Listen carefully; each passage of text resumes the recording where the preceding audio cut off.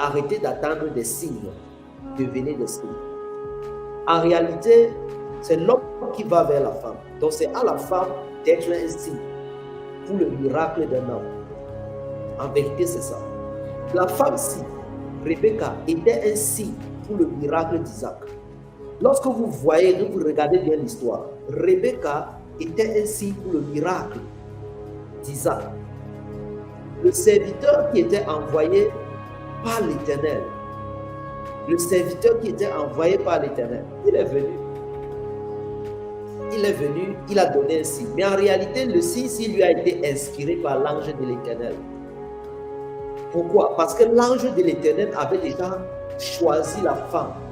Et comme l'ange de l'Éternel avait déjà choisi la femme, ce qu'il va faire, c'est qu'il va mettre dans le cœur de cet homme un signe. Mais un signe qu'il aura pris où? Un signe qu'il aura pris sur cette femme-là.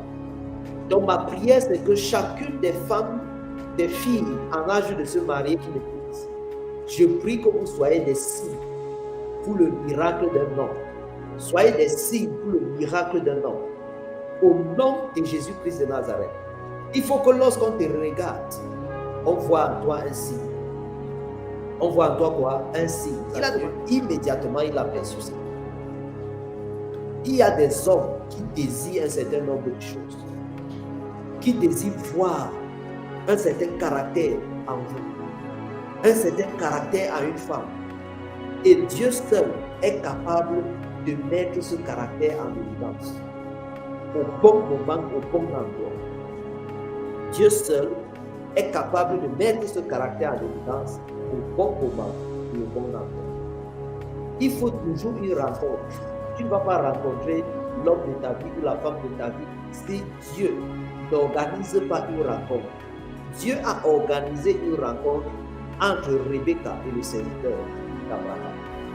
Ma prière, c'est que Dieu organise une rencontre entre toi et ta femme, entre toi et ton mari.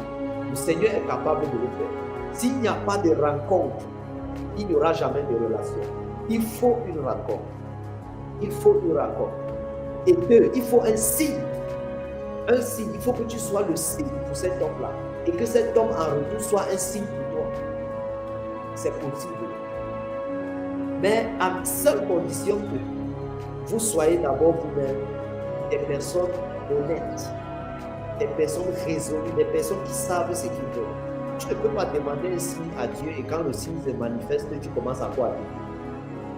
Regardez le serviteur d'Abraham, il n'a pas douté une seule seconde. Ce qu'il a demandé au Seigneur, quand ça s'est manifesté devant lui, il a su que c'était de ça que Dieu parlait. Parfois, c'est que nous manquons de sagesse. Celui qui est irrésolu ne peut rien recevoir de Dieu. La femme qui ne sait pas réellement ce qu'elle veut ne peut pas être mariée. Et l'homme qui ne sait pas réellement ce qu'il veut ne peut pas être marié. Aujourd'hui, tu vois Josiane. Waouh, elle est belle. Je vais l'épouser. Après demain, tu vois Micheline. Comme Micheline a un nez un peu pointu et l'autre avait un nez arrondi, maintenant c'est le nez pointu que tu veux. Maintenant c'est Micheline.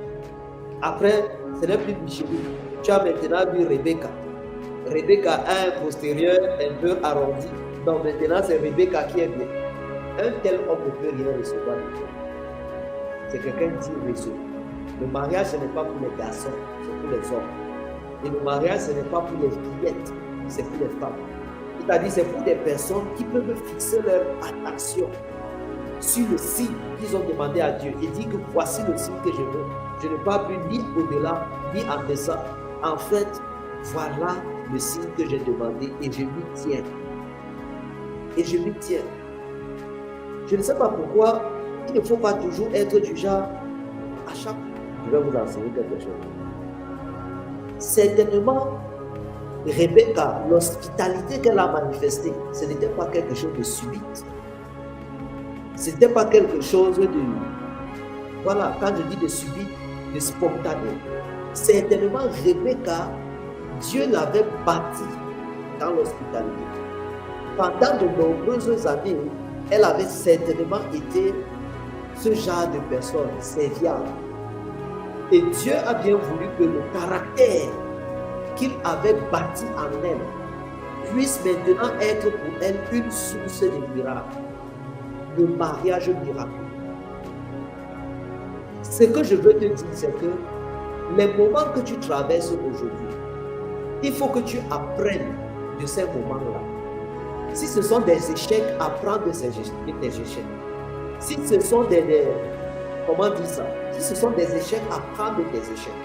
Si ce sont des erreurs, apprends de tes erreurs.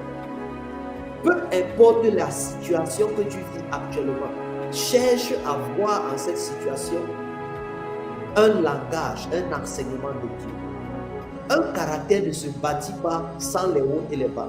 Pour que Dieu bâtisse en toi un caractère, il faut des événements, il faut des situations difficiles. Il faut parfois passer par la souffrance. Peut-être que la solitude que tu vis maintenant est un moyen pour Dieu de se révéler à toi. Peut-être que le célibat que tu vis maintenant est un moyen pour Dieu de se révéler à toi. Donc, vis un bon célibat, ne vis pas un mauvais célibat. Le mauvais célibat, c'est lorsque, étant dans le célibat, tu veux vivre les choses des hommes mariés. Tu veux vivre les choses des femmes mariées.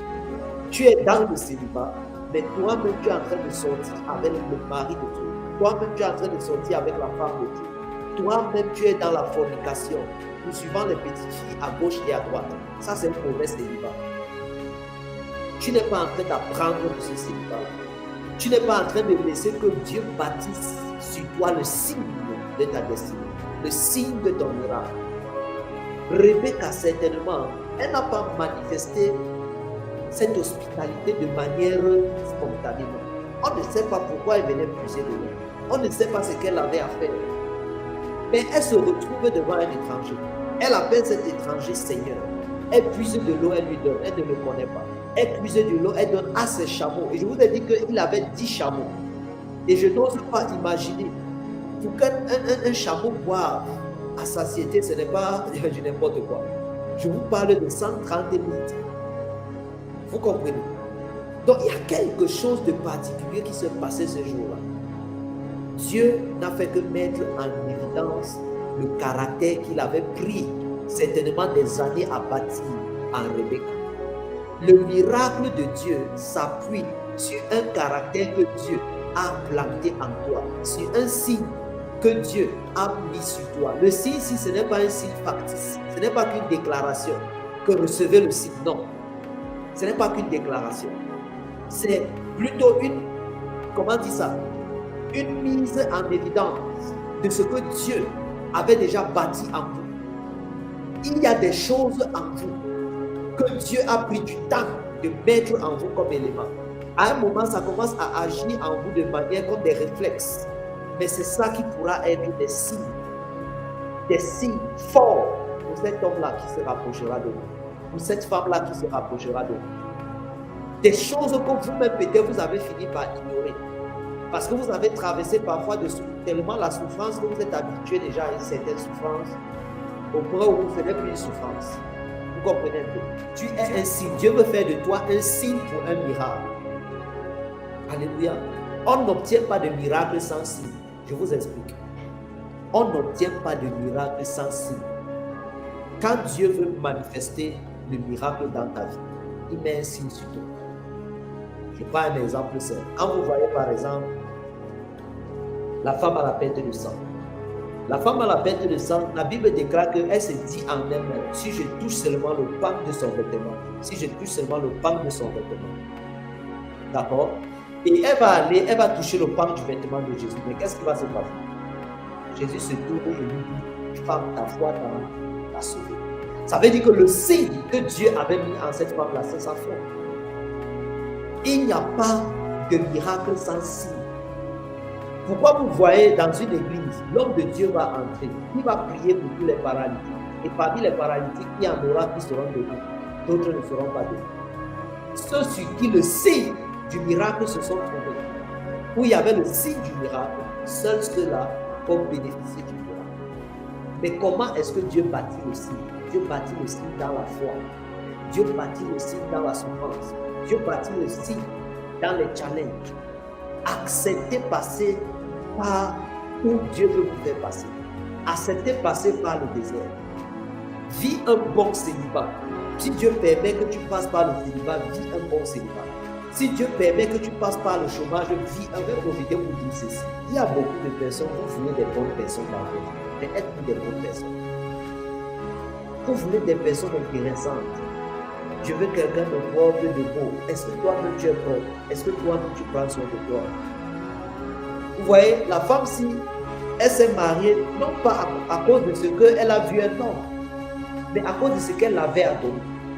Son hospitalité l'a fait accueillir des anges. La Bible déclare que certaines personnes, au travers de leur hospitalité, ils vont faire quoi? Loger des anges sans le savoir. Ça veut dire que le caractère de cette femme, le caractère de Rebecca, c'est-à-dire a attiré l'ange de l'Éternel. Parce que le serviteur, Abraham lui avait dit que l'ange marchera devant toi. Donc l'ange en marchant a été séduit par le caractère de cette femme. C'est pour ça qu'il a pris le signe de cette femme-là pour mettre dans la tête du serviteur de Dieu. Pour que lui demande le signe, exactement le signe de Rebecca. Parce que l'ange a précédé le voyage. Comme je suis en train de déclarer, l'ange est en train de le précéder.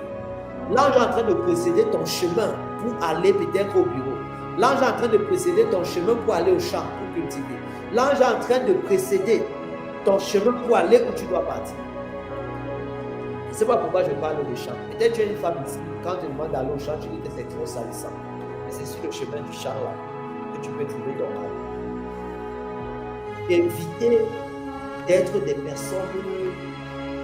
Comment je peux dire ça? Soyez serviables. Soyez serviables. Ne vous mettez pas des barrières vous-même.